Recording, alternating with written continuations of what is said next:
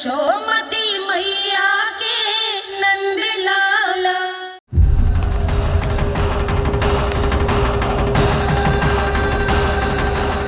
आप तो मेरी प्रतीक्षा में पहले से ही खड़े हैं यमदेव। तब तो आपने मेरी चुनौती के बारे में भी सुना ही होगा। कहिए, क्या उत्तर है आपका? मेरा स्वागत करके अपना राज्य त्यागेंगे या मेरा सामना करके अपने प्राण? हे असुर श्रेष्ठ, मैं आपकी अधीनता स्वीकार करने के लिए तैयार हूं। बस एक विनती है मेरी। शर्त को विनती का नाम देकर पहलाना चाहते हो मुझे यमराज? असुर राज मूरा के सामने शर्त रख पाओ, इतना सामर्थ्य नहीं है तुम में। इसका आभास है मुझे असुरराज, पर मैं आपकी अधीनता स्वीकार करूं इससे पहले आपको स्वामी धर्म का पालन करना होगा। मेरे पुराने स्वामी के क्रोध से मेरी रक्षा करनी होगी आपको। कौन है तुम्हारा पुराना स्वामी? भगवान श्री नारायण। और छोटी माँ मूरासुर को तो श्री नारायण से भी रक्षा का वरदान प्राप्त था ना? यही तो श्री नारायण की लीला थी बलराम। पर वो राक्षस अपने दम में जे समझ ही ना पाओ कि वो क्या भूल करने जा रहा है, और पहुंच गो भगवान श्री नारायण को चुनौती देने के लिए।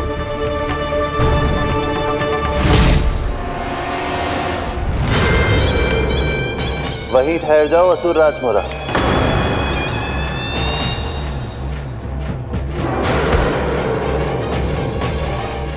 यहाँ क्यों आए? आपको पराजित करने और ये वैकुंठ जीतने,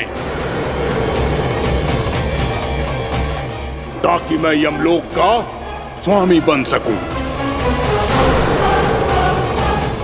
फिर आओ, युद्ध भूमि में मेरा सामना करो।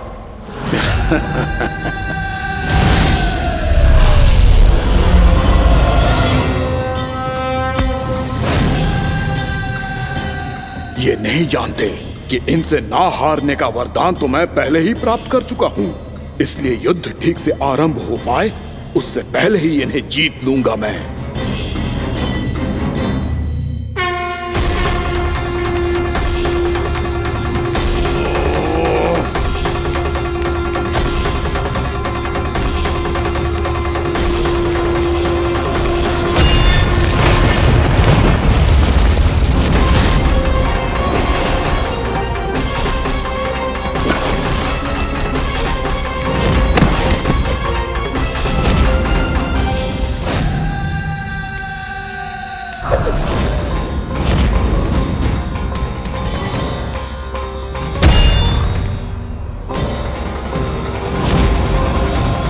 और इस प्रकार जे युद्ध वर्षों वर्षों तक चलता रहो।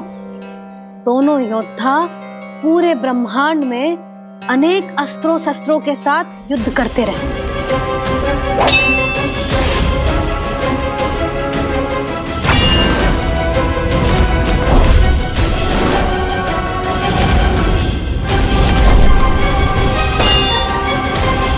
फिर क्या हुआ मैया?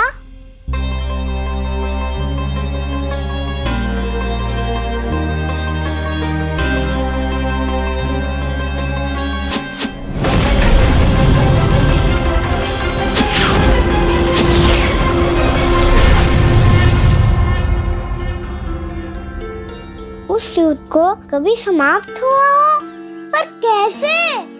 शीघ्र ही वो राक्षस थक गौ लल्ला।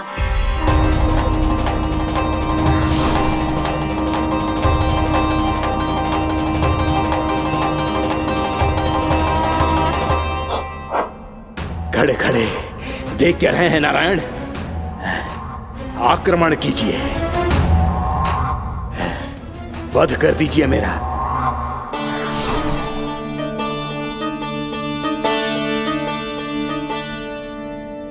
मैं तुम्हारी वीरता से प्रभावित हूं, इसीलिए इतनी थकान की स्थिति में मैं तुम जैसे वीर पर आक्रमण नहीं करूंगा। जाओ विश्राम करो। यदि फिर से युद्ध करने की इच्छा हो तो तुम्हारा स्वागत होगा।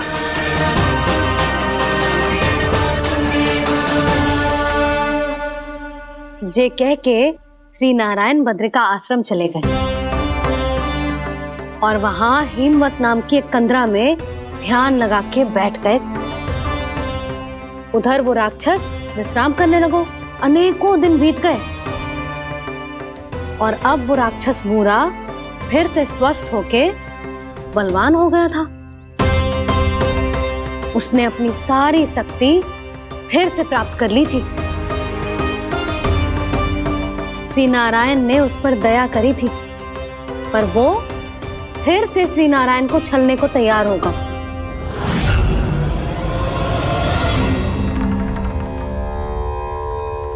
ध्यान में बैठे बैठे श्री नारायण योग निद्रा में चले गए,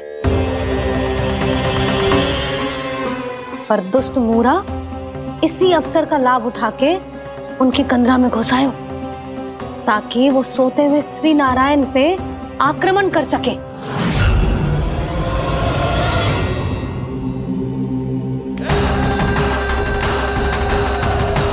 आज इस लंबे युद्ध को जीतकर अपने इस अंतिम शत्रु का भी अंत कर दूंगा मैं।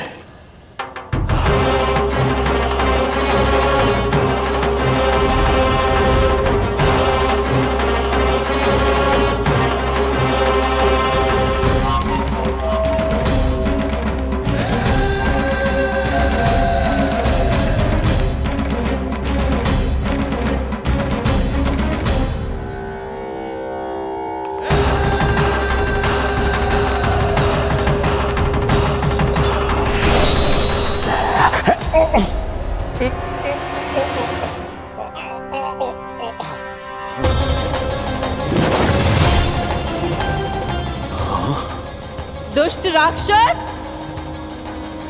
प्रभु ने तुझ पर दया की, तुझे संभलने का अवसर दिया। तू इन्हीं पर ही छल से वार करने चला है।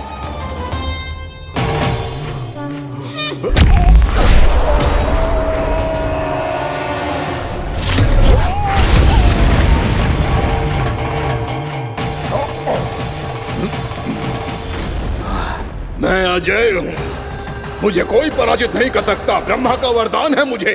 तूने नारायण से अपराजय होने का वरदान मांगा था मूर्ख, उनकी शक्ति से नहीं। ध्यान से देख, मैं तेरी मृत्यु हूँ, मृत्यु।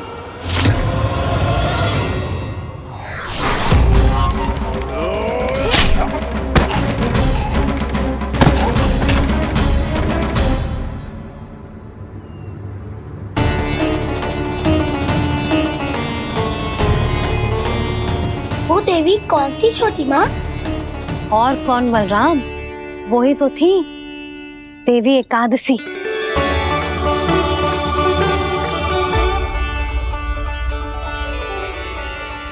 मुझे क्षमा कीजिए प्रभु, आपकी आज्ञा के बिना ही युद्ध करके आपके शत्रु को मृत्यु के घाट उतार दिया।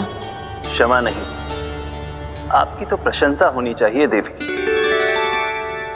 असुर राज को मारकर आपने सभी देवताओं को मुक्त करवाया है। इस पापी के अहंकार से तीनों लोकों की रक्षा की है आपने। आप एकादशी की तिथि पर मेरी एकादश इंद्रियों से उत्पन्न हुई हैं। इसीलिए मेरे सभी भक्त आपको उत्पन्न एकादशी के नाम से जानेंगे। सभी तिथियों में आपका स्थान सर्वश्रेष्ठ होगा। जिस तरह आपने राक्षस के आक्रमण से मेरी रक्षा की है, उसी प्रकार एकादशी के दिन व्रत करके जो भी भक्त आपकी कथा सुनेगा, मैं स्वयं उसकी रक्षा करूंगा। जो आपकी पूजा करेगा, उसे मेरी विशेष कृपा प्राप्त होगी और उसके साथ साथ उसे मिलेगा धन, सिद्धि और मोक्ष।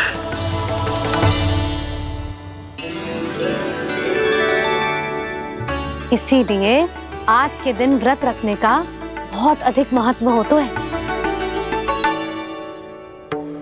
बोलो एकादशी मैया की जय। बोलो श्री नारायण भगवान की जय।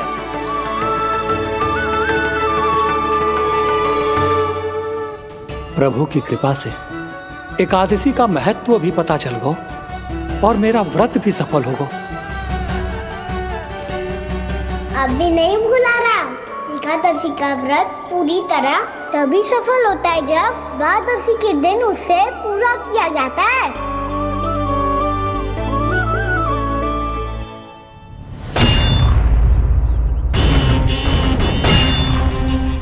आवश्यक है आपको यह आभास होना कि उस विष्णु अवतार को पराजित करने के लिए आपके साधारण योद्धाओं में वो सामर्थ्य नहीं है। वो विष्णु अवतार कुछ अधिक ही असाधारण है।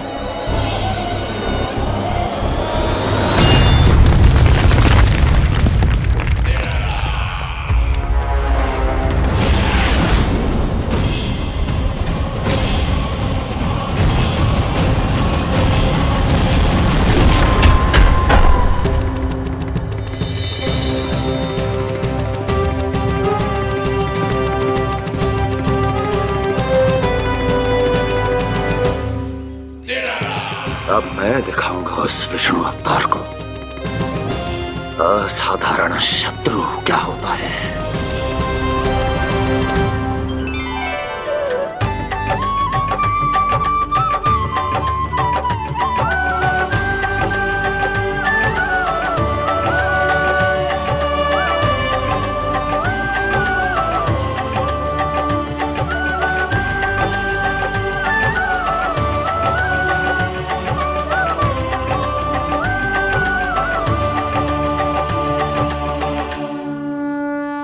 मामा अधीर हो रहे हैं, पर मैया ने मुझे अभी तक बाहर जाने की आज्ञा नहीं दी है। अभी उन्हें किसी और राक्षस को यहाँ भेजने से रोकने के लिए मुझे ही कुछ करना होगा।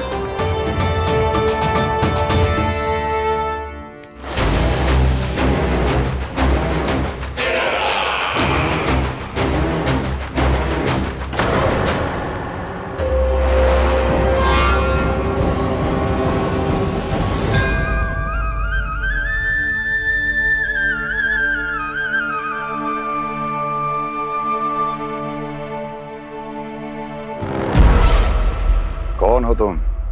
बचपन से ही मुझे मारने का सपना देख रहे हैं, फिर मुझे ही नहीं पहचानते।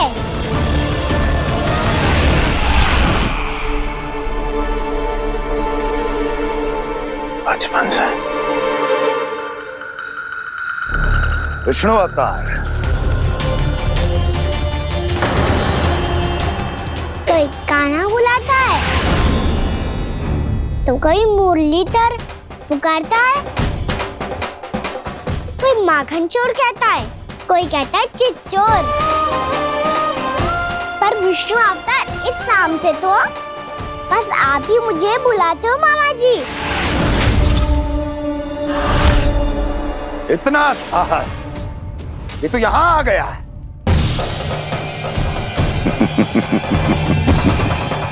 यहाँ आ तो गया तू विष्णु अवतार, किंतु यहाँ से जीवित नहीं जाएगा। तेरे इस शीश को तेरे धड़ से अलग कर दूंगा मैं।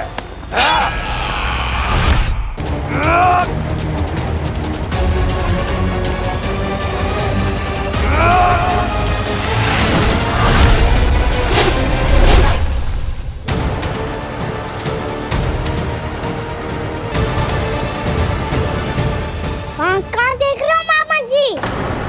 मैं तैयार हूँ।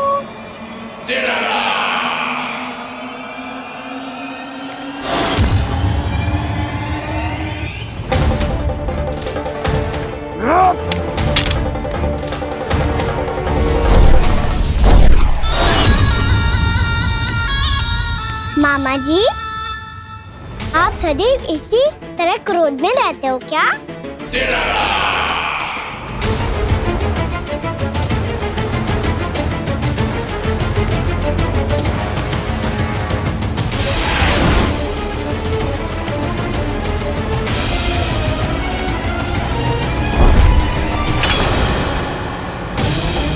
छोड़, छोड़ मेरी तलवार को। छोड़ो तो तब जब पकड़ा हूँ।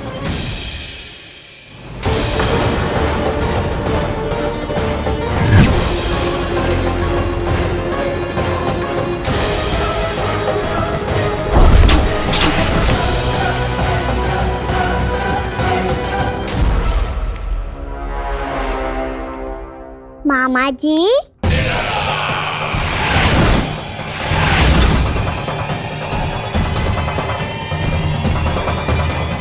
आप थक गए होंगे, थोड़ा विश्राम कर लो।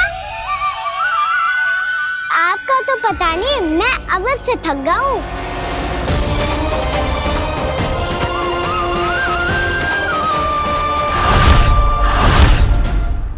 मेरे सिंहासन पर बैठने का तो साहस। अभी तो बस अभ्यास कर रहा था मामा जी। भविष्य में मुझे तो बैठना है यहाँ। आपने बल प्रयोग करके से अपने पिताजी से छीना था, मैं आपसे छीन लूंगा। जो छल और बल से लिया जाए वो अधिक समय तक टिकता नहीं है मामा जी।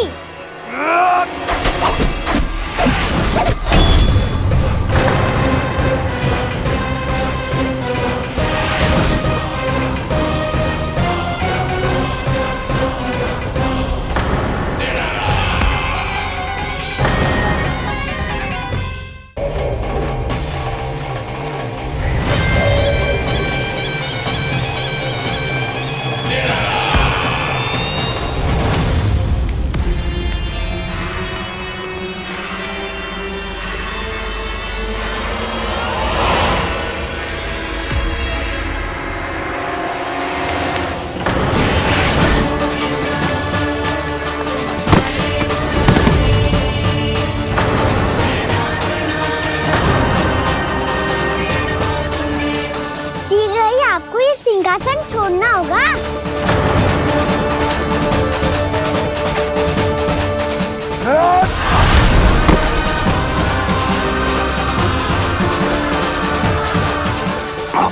वो मेरा सिंहासन छीनना चाहता। वो आ रहा है, वो आ रहा है। सैनिकों! दुर्जन, बंद कर दो सभी द्वार और घरों के, सब के सब।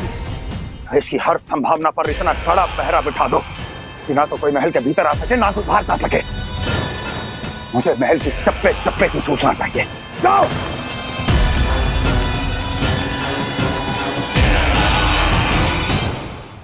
सिंहासन।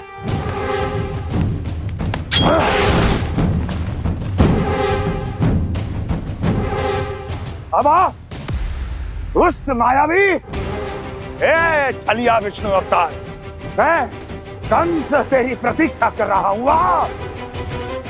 देखता हूँ मेरे सिंहासन पर कैसे बैठता है तू। मुझे तो बस कुछ समय चाहिए था, वो मिल गया। अब करते रहिए आप प्रतीक्षा।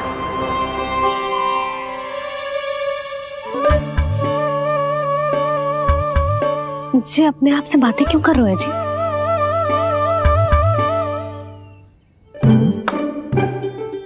आप मुस्कुरा क्यों रहे हो? ना कचू ना। बताओ क्यों मुस्कुरा रहे हो? तुम्हीं पर गए जी।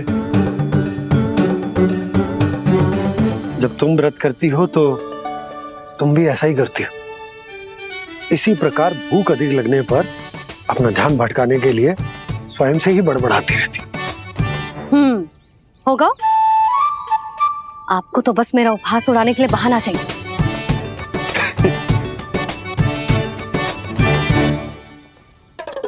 नन्ना, भूख लगी है? ना मैया, व्रत करे तो भूख कैसे लगेगी?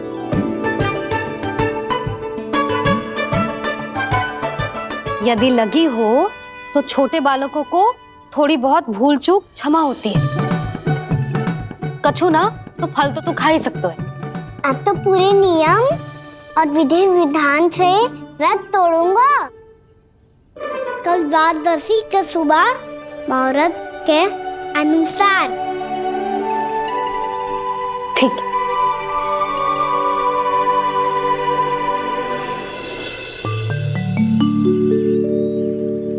लल्ला, एकादशी समाप्त हो गई है, द्वादशी लग गई है। अब तू व्रत तोड़ सकते है। भोजन कर ले। ले।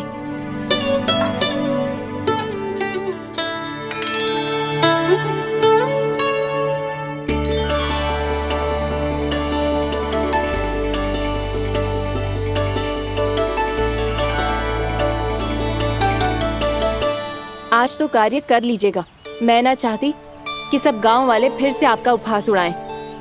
अरे इसी क्षण कार्य आरंभ करना आवश्यक ना है, कुछ खा तो लो। कल भी पूरे दिन व्रत में रहे, अब तो कुछ खा लो। ना, अभी बिल्कुल भूख ना है। और हाँ भगवान, तुम्हें चिंता करने की आवश्यकता नहीं है। आज मैं किसी को भी 2 शब्द कहने का अवसर नहीं दूंगा। अरे कुछ खाओगे पियोगे नहीं तो कैसे रहोगे?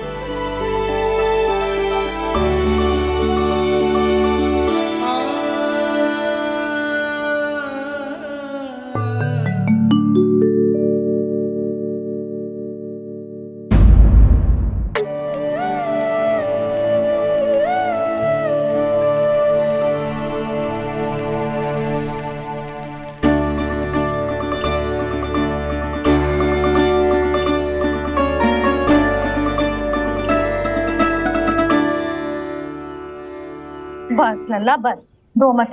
चल चल चल आजा, अभी औषधि लगाऊंगी ना, तेरी सारी पीड़ा लुप्त हो जाएगी। आजा आजा, बैठ जा लल्ला।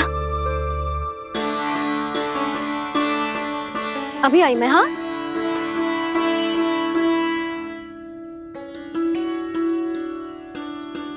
मैया। अरे तू अभी तक रो है? क्या कह रही थी सारी गोपियां? बता। के मेरा लल्ला श्री नारायण का अवतार है, दिव्य है, भगवान है। और जब भगवान इतनी छोटी सी चोट पे रोते हैं क्या? इतनी तो लगी भी ना है तुझे जितना तो तू आ ऊ कर रो है।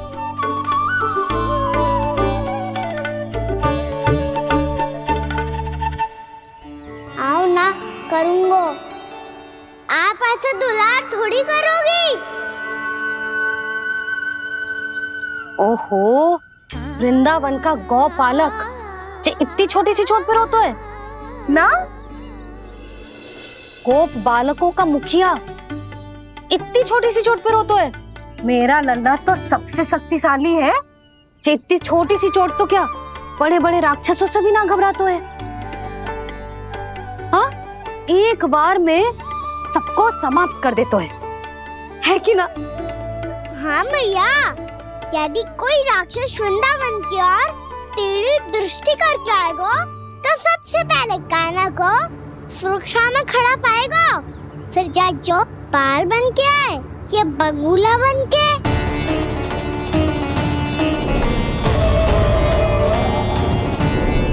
ना लल्ला, सोचो भी मती। वृंदावन की सुरक्षा करना तेरा दायित्व ना है। तुझे और कोई संकट का सामना करने की आवश्यकता ना है।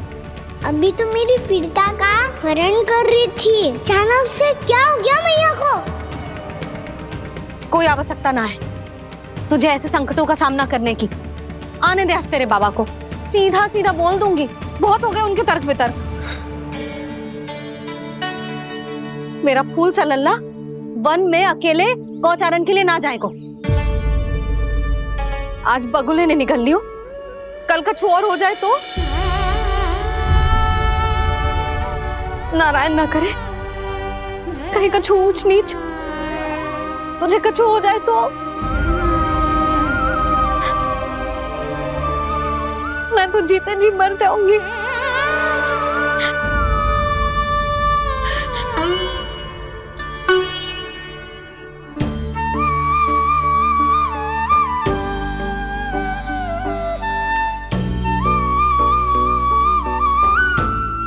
लल्ला की वीर मैया इतनी सी बात तो रोती है क्या? क्या करूं कान्हा, तुझे ऐसे बार बार संकट के मुंह में जाते हुए ना देख सकती मैं। तो फिर मैया मैं वचन देता हूँ, आज के बाद मैं गौचारण के लिए तभी जाऊंगा जब आप आज्ञा दोगी। पक्का? छल ना करेगा ना मेरे साथ? मैंने कब छल करो मैया? अच्छा ठीक है, ना करूँगा छल। यदि आपसे पूछे बिना बाहर निकलो तो तो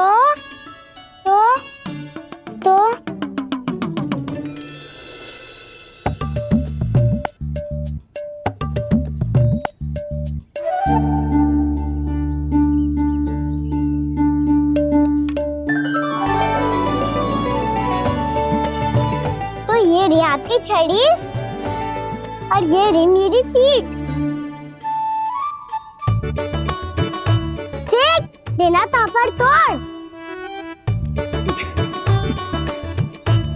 ठीक है, जब तूने अपना दंड निर्धारित कर ही लियो है तो सोच ले, अब अगर तूने मेरी बात ना मानी तो तोड़ तोड़ छड़ी पड़ेगी, समझ आई?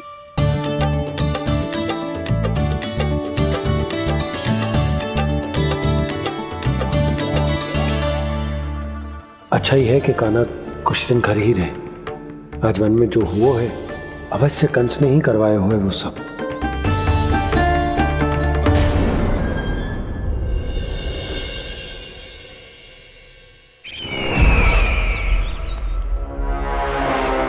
आपका ये धनुष तो सबसे अधिक शक्तिशाली था महाराज, ये कैसे टूट गया? कहीं ये बकासुर की पराजय का संकेत तो?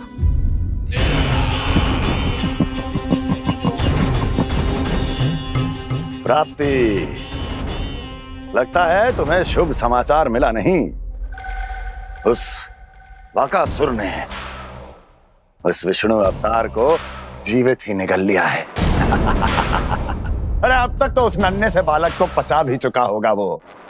उसके तन में रक्त बनकर वो विष्णु अवतार और उसकी शक्तियां दौड़ रही होंगी। क्षमा कीजिए महाराज। क्षमा कीजिए, इस अशुभ से मुख से शुभ समाचार आने दो। माथे के बल को ढीला करो, चेहरे पर मुस्कान लाओ और कहो, महाराज,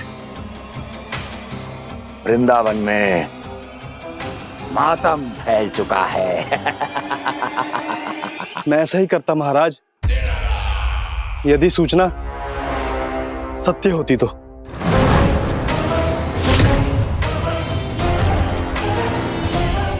कहना क्या चाहते हो?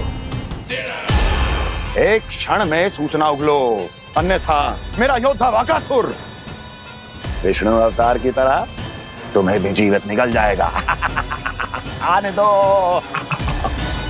बकासुर मारा गया महाराज, बकासुर मारा गया महाराज, बकासुर मारा गया। बकासुर मर चुका है? असंभव। असंभव। बकासुर ने उस बालक को निगल तो लिया था, पर उसकी सुरक्षा करने के लिए सभी देवता वहां प्रकट हो गए, पर फिर भी कोई बकासुर का सामना नहीं कर पाया। और फिर क्या हुआ? वो बालक स्वयं ही बकासुर के उदर से बाहर आ गया और उसकी चोंच तोड़कर उसकी हत्या कर दी।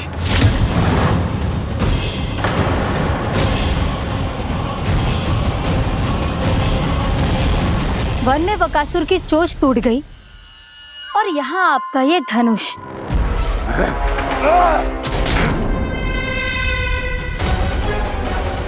केवल नहीं टूटा तो आपका ये भ्रम महाराज। क्षमा कीजिएगा महाराज, आपका भ्रम टूटना आवश्यक है। आवश्यक है आपको यह आभास होना कि उस विष्णु अवतार को पराजित करने के लिए आपके साधारण योद्धाओं में वो सामर्थ्य नहीं है। अच्छा सर, उतना तृणावर्त बकासुर ये सब साधारण नहीं थे प्राप्ति, साधारण नहीं थे। फिर तो ये और भी अधिक चिंता का विषय है महाराज, क्योंकि इसका अर्थ तो यही हुआ कि वो विष्णु अवतार कुछ अधिक ही असाधारण है और उसका सामना करने के लिए और उसे मिट्टी में मिलाने के लिए आपको एक ऐसे अस्त्र की आवश्यकता है जो उसके सामने ना झुके और ना ही टूटे।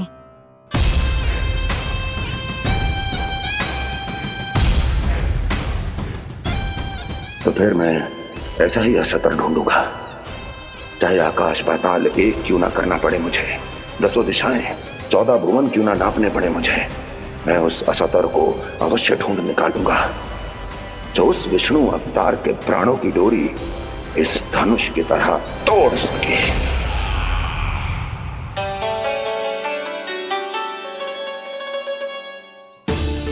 थैंक्स पापा, मैंने मैया को वचन दिया है कि जब तक नहीं चाहेंगी मैं वन नहीं जाऊंगा। इसलिए आप मुझे मारने के लिए कोई शक्तिशाली असुर ढूंढने में व्यस्त रहो।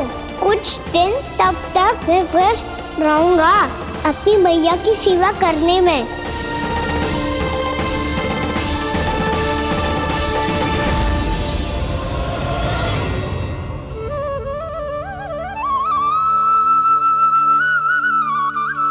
लो मैया, तुलसी जी को चढ़ाने के लिए जल।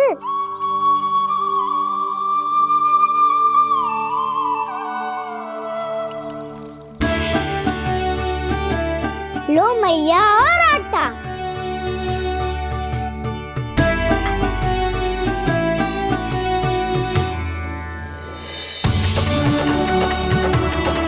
लो मैया, बेलन।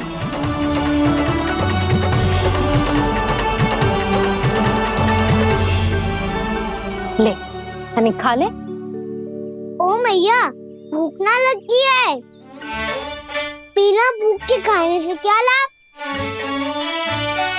और तेरा जब पेट तो कह रहा है कि उसे भोजन चाहिए। और लाभ कैसे ना लल्ला? भोजन का लाभ है ना, तन को पोषण मिलेगो, स्वास्थ्य बनेगो, जो तेरी भुजाओं में शक्ति आ जाएगी ताऊ के जैसी, ताऊ से भी अधिक। तेरे जे केस भी लंबे हो जाएंगे।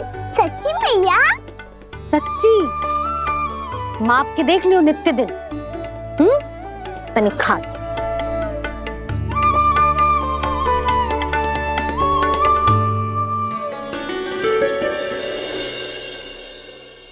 मान के मैया का कहना, छक के भोजन खाते हैं, नित्य मापते भुजा केश, पर ज्यों का त्यों ही पाते हैं।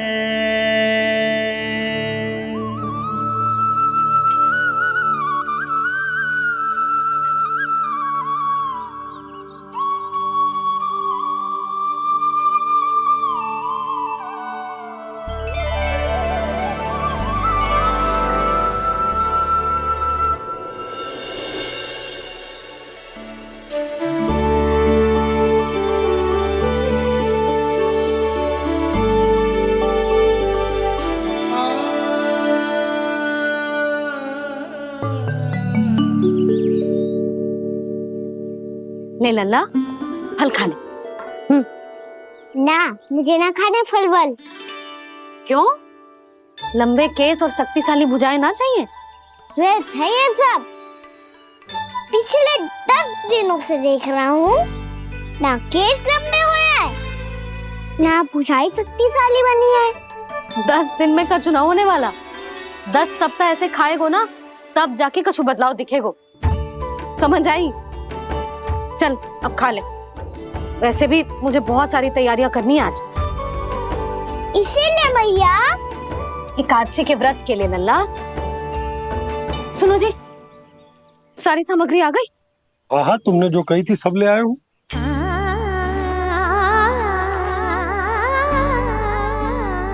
इसमें नारियल तो है ही ना, उसके बिना मैं एकादशी की पूजा कैसे करूंगी? यशोदा, मैंने भोला से कह दिया, वो लेकर आते ही होगा। घबराओ मत। कैसे ना घबराओ जी, आपको पता है ना एकादशी का व्रत मेरे लिए कितना महत्वपूर्ण है। पता है। अरे इसमें तो दिए भी ना है। दिए ना है? अब मैं अभी लेकर आता हूँ। आप रहने दो, मैं ही लेके आती हूँ। भक्त भोला राम के यहाँ से है? भक्त भोला राम? मेरा अर्थ है कुमार भोला यहाँ के यहाँ से। हाँ हाँ, वो ही।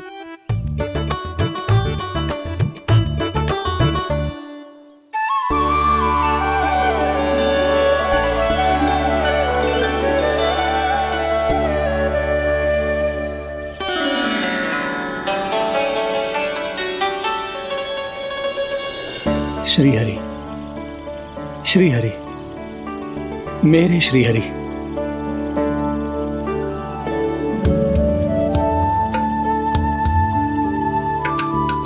मेरे श्रीहरि। भोला राम, मेरी मटकी तैयार है? मेरे श्रीहरि, मेरे श्रीहरि।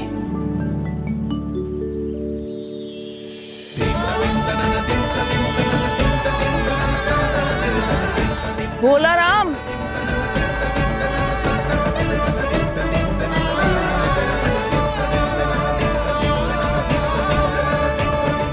भोला काका, ओ भोला काका।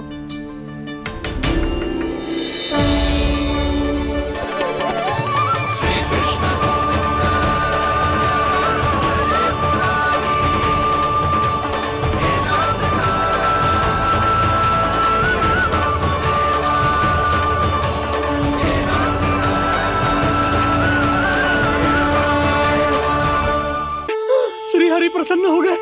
मेरे श्री हरि आ गए, मेरे भगवान आ गए। मेरे श्री हरि आ गए, मेरे भगवान आ गए। मेरे श्री हरि आ गए, मेरे भगवान आ गए। मेरे श्री हरि आ गए, मेरे भगवान आ गए।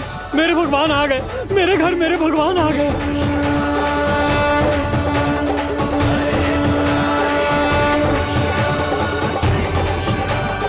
मेरे घर आ गए, मेरे श्री हरि आ गए। हाँ, मेरे श्री हरि आ गए। जे तो बावले थे ही, अब बालकन को भी साथ में मिला लिए। उज्जवल क्या कर रहा है? अरे ठहर जा भोला।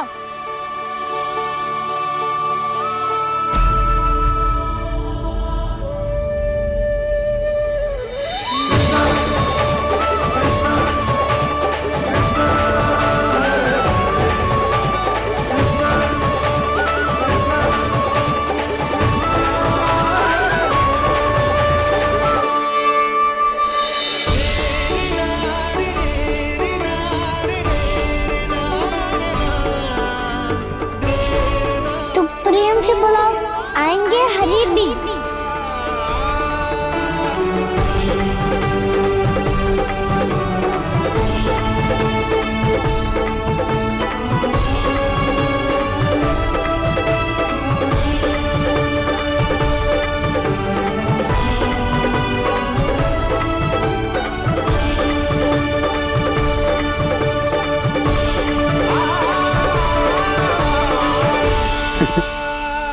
क्या वो गाना? किसकी धुन में झूम रहा तू? निर्मल निशा भक्ति की धुन में।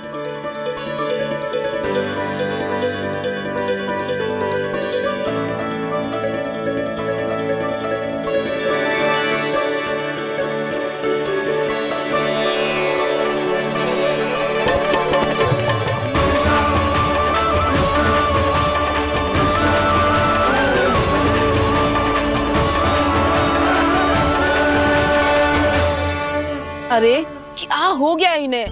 बावले हो गए हैं क्या? ठहरो, कोई आवश्यकता ना है ऐसे बावलों की तरह नाचने की।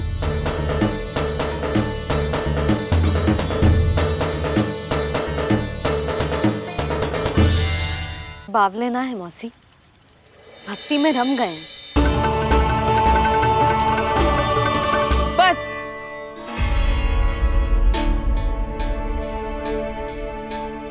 हम सब कब से खड़े हैं यहाँ, पर तुम्हें कुछ ध्यान ही ना है।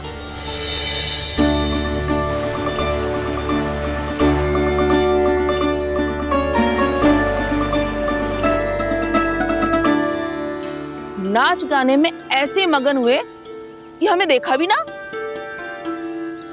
मुझे नाचते हुए देख मेरे श्री हरि को इतना आनंद आ रहा था कि मैं अपने आप को रोक नहीं सका। और वैसे भी मेरे जन्म का एकमात्र उद्देश्य है श्री हरि की सेवा करना, श्री हरि को प्रसन्न करना। तुम बावले हो भोला राम, या हमें बावला बना रहे हो?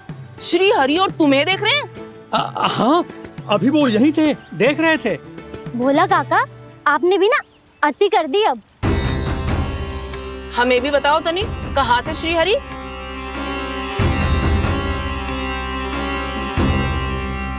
ना जाने अपना उपहास करवाने में क्या आनंद आता है इन्हें। देखो, अब तुम सच मानो या झूठ, लेकिन हमरे श्रीहरि यहीं थे, इसी चाक पर अभी। हाँ, लो सुन लो इस मूर्ख की बात। श्री हरि को और कोई स्थान ना मिलो जो इसके मिट्टी के चाक पे आकर बैठेंगे। श्री हरि को और कोई स्थान ना मिलो जो इसके मिट्टी के चाक पे आकर बैठेंगे। श्री हरि को और कोई स्थान ना मिलो जो इसके मिट्टी के चाक पे आकर बैठेंगे। जैसी मैया वैसो ही लल्ला, दोनों का कुछ पता ही ना चलतो, कब किस बात पर प्रसन्न हो जाए और किस बात पर रुष्ट। अरे मैं भला असत्य क्यों बोलूंगा?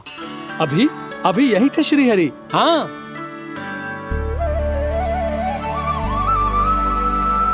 हाँ, जैसे श्री हरि को तो कोई कार्य है ही ना, वो तो आतुर होके बैठे रहते हैं कब तुम हरि हरि बुलाओ और वो दौड़े चले आए। भगवान तो भक्तों के पास आने के लिए सदैव आतुर रहते हैं, बल्कि सत्य तो यह है कि भक्तों के मन में ही निवास करते हैं भगवान।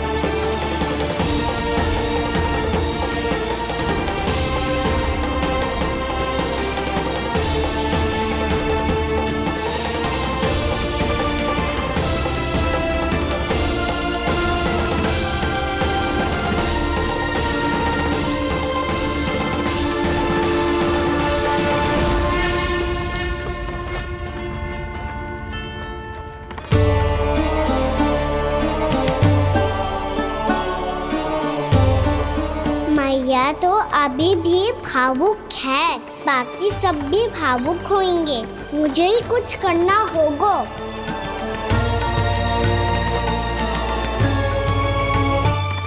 भैया हम कहाँ जा रहे हैं? वृंदावन। वृंदावन? वन क्यों जा रहे हैं मैया? वहाँ क्या करेंगे हम? वन में तो कितने भयानक असुर रहते हैं, उन सब के साथ हम कैसे रहेंगे?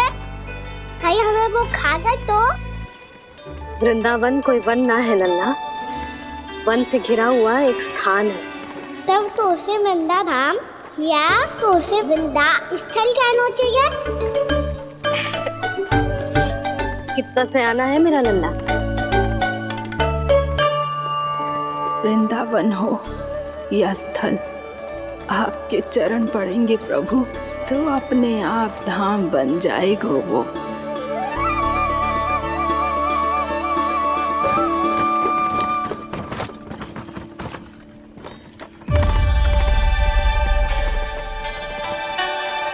सुलक्षणा काकी, वृंदावन में बेट तो मिलेंगे ना? आप छुप छुप के क्या तोड़ोगी और क्या खाओगी? हाँ? तू हमेशा मेरे भोजन के पीछे क्यों पड़ जाता है रे? क्योंकि मुझे पता है आपको भूख लगती है तो आप और भी भयानक हो जाती हो।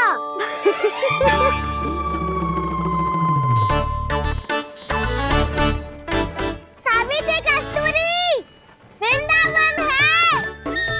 वृंदावन में बगीचा ना है। कान्हा, फिर तुम दोनों सबकी चुगली कहाँ बैठ के करोगी?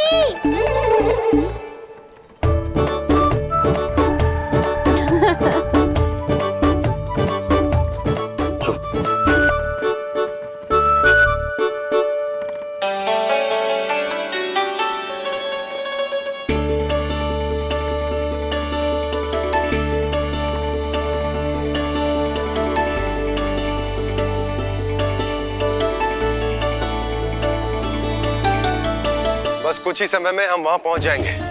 अच्छा भानु, वहां पहुंचते ही हमें शिविर लगाने का कार्य प्रारंभ करना होगा। ताकि जब तक नंदराज और अन्य सभी वहां पहुंचे उनके विश्राम और निवास का प्रबंध पहले से ही हो चुका हो। उपनंद भैया,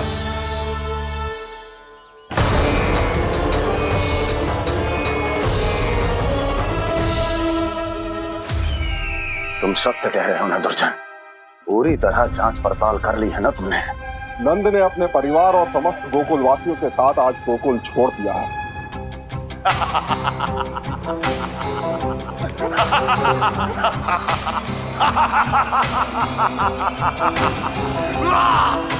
आपको प्रसन्न देख के मैं भी बहुत प्रसन्न हूँ महाराज। पर आपके इस अट्टहास का कारण क्या है? जिसके कारण इतने वर्षों तक मैं चिंतित रहा, ओ विष्णु अवतार एक साधारण से सूखे से भयभीत हो गया, भेड़ियों से घबराकर भाग गया वो प्राप्ति। इसका अर्थ है कि यह प्राप्ति ओ विष्णु अवतार बहुत ही दुर्बल है। यदि उसमें सामर्थ्य होता तो वो अपने प्रिय गोकुलवासियों की रक्षा के लिए अवश्य कुछ ना कुछ करता।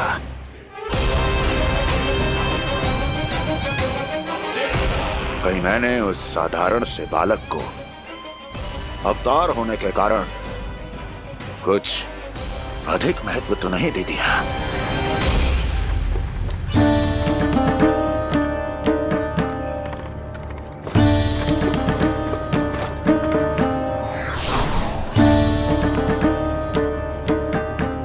क्या हुआ पूर्णा? क्या सोच रही हो?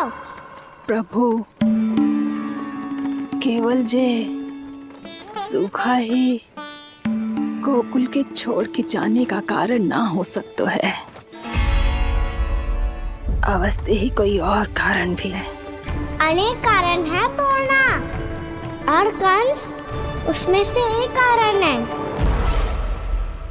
पूरी सृष्टि में वो कहीं भी क्यों ना चला जाए, किंतु जो त्रास उसने मुझे दिया है उसका दंड उसे अवश्य मिलेगा। आकाशवाणियों के कारण होने वाला कष्ट का पूतना सटका चोर तृणावर जैसे निष्ठावान मित्रों की हत्या की पीड़ा का प्रतिशोध अवश्य लूंगा मैं।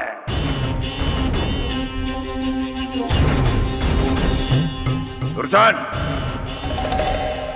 जाओ और पीछा करो उस विष्णु अवतार का। अपनी दृष्टि को केवल और केवल उस पर रखना। मुझे एक एक क्षण की सूचना चाहिए। बताओ कहां भागकर जा रहा है वो विष्णु अवतार? कंस, उसने केवल मुझ पे नहीं, मेरे गोकुल पे भी आक्रमण किया था पूर्णा। मैं समझ गई प्रभु। पहले पूतना के विशाल शरीर के गिरने से गोकुल को भयंकर भूकंप का सामना करना पड़ा था, और फिर तृणावर्त के भीषण पावंडर से गांव वासियों को कितना कष्ट पहुंचा था।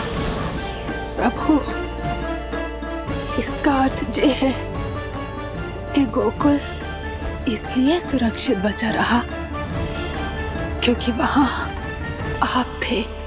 उस समय मैं शिशु के रूप में था पूर्णा।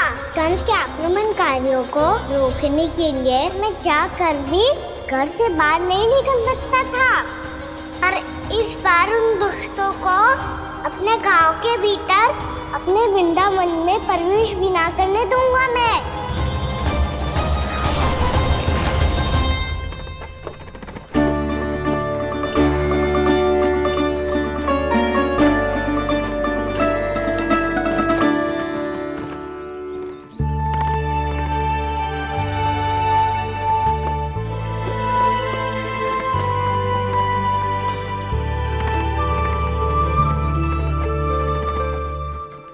भैया देखो हम आ गए, भैया देखो हम आ गए, भैया हम गोकुल वापस आ गए भैया।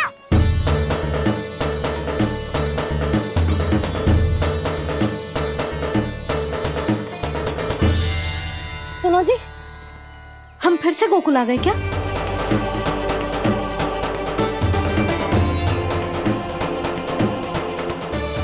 जी मेरा स्वप्न तो ना है।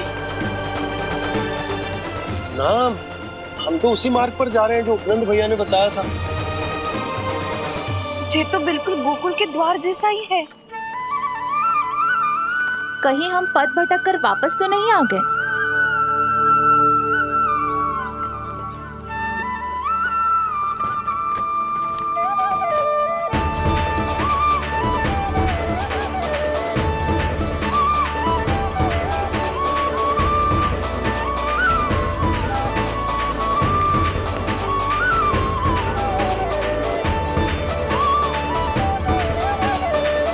वृंदावन में आप सभी का स्वागत है।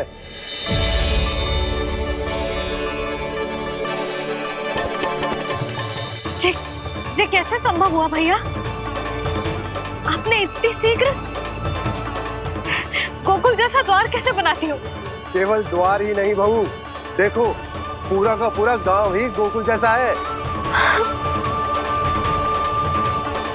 जिज्जी, जिज्जी देखो ना आपने।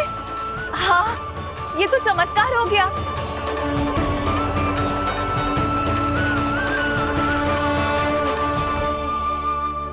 पर भैया ये हुआ कैसे? हम भी जब यहाँ पहुंचे तो ऐसे ही इसे देख के भौचक के रह गए थे, पर फिर हमें कोई मिलो।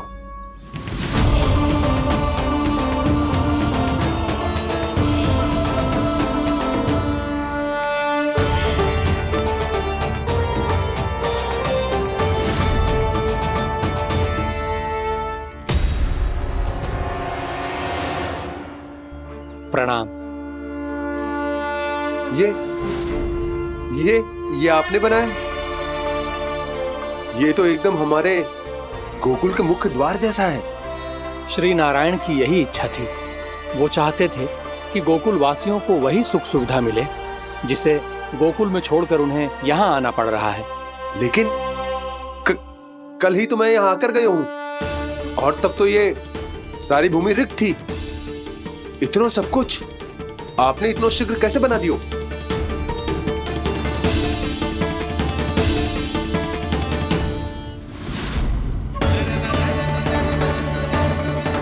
श्रीमान, फिर न जाने वो महापुरुष कहाँ चले गए।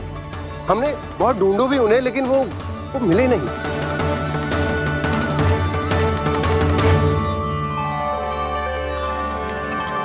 अवश्य ही श्री नारायण के दूत होंगे वो, तभी तो इतना भव्य उपहार दे गए। यशोदा जी, वो देखो मेरा घर बिल्कुल गोकुल जैसा ही है ना।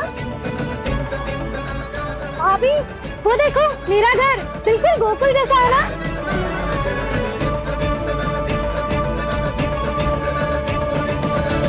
देख क्या रहे हो? पतिदेव होने का धर्म निभाओ।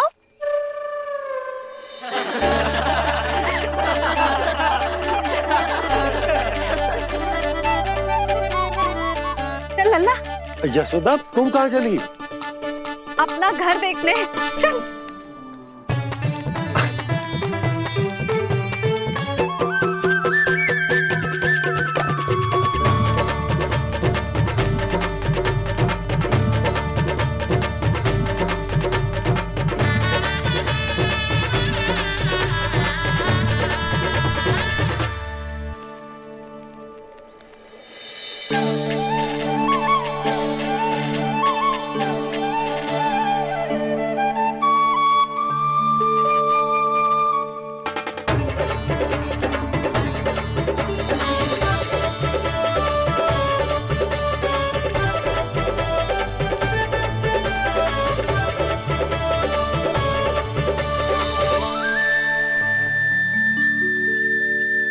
यशोदा जी, ढेर सारे फूलों के पौधे भी यहाँ, वैसे ही जैसे आपका रामू खा जाता था।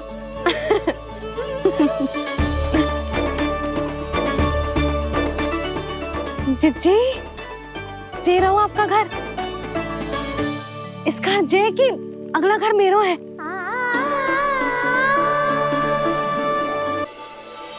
चल लल्ला, मैं आती हूँ। आजा, चल।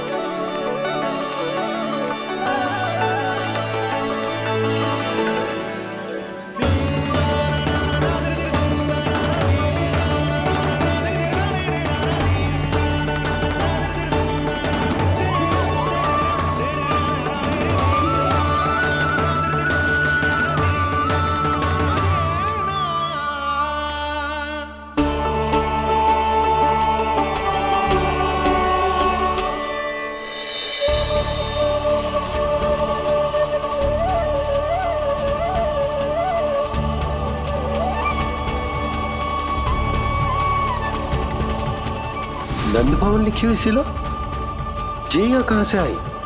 बाबा जहाँ हम होंगे वही तो नंद भवन होगा, चाहे गोकुल में हो या कहीं और।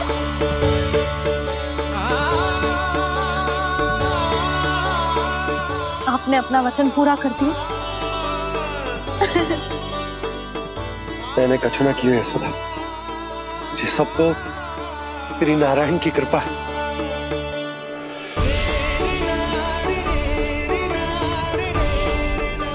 चल आजा।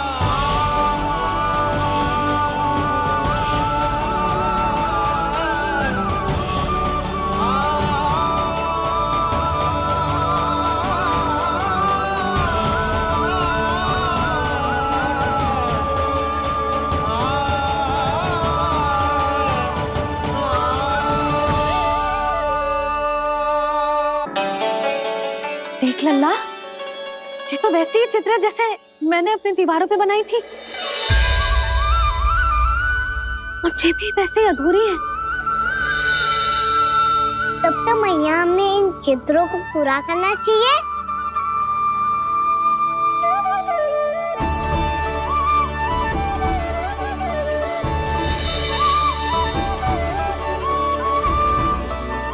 हम इस सजावट को वहाँ जाके पूरी कर लेंगे जहाँ ढेर सारे लाल फूल होंगे। आओ ना मैया, ये चित्र पूरा करते हैं।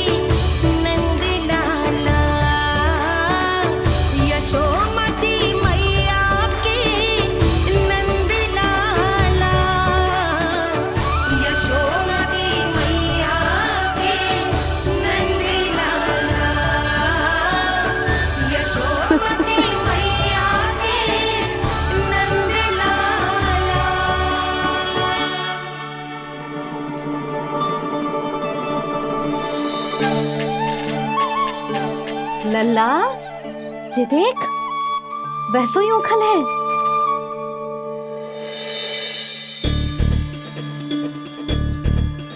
मैं भी हूँ, उखल भी है, पर मेरा फिर से डर लेने का कोई विचार ना है मैया। यदि ओखल यहाँ है, तब तो भीतर भी सब कछु वैसा का वैसा ही होगा।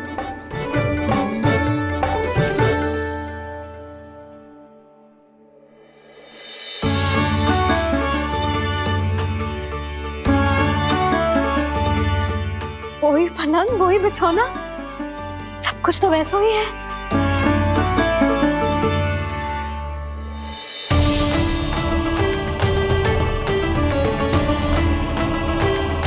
ये क्या? ये तो चमत्कार होगा। वही रसोई, वही पात्र, वही मटकियां, और वही आधा उटा हुआ दूध। और वही पुरानी यशोदा भी।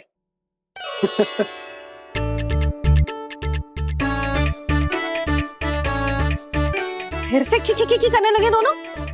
दोनों बाबा लल्ला को ना बस अवसर चाहिए मेरा उपहास उड़ाने के लिए। क्या देख रहे हो? अब जाओ सकट से सामान उतारो। और हाँ सुनो जी, सबसे पहले श्री नारायण और लक्ष्मी जी की मूर्ति उतारना। ये सब उन्हीं के कारण संभव हुआ है। आजा लल्ला।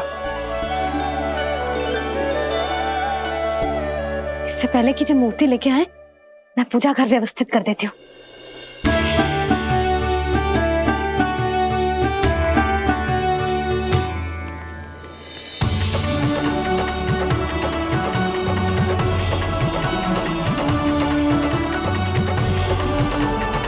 अरे स्वच्छ करने के लिए वस्त्र तो लाना भूल ही गई।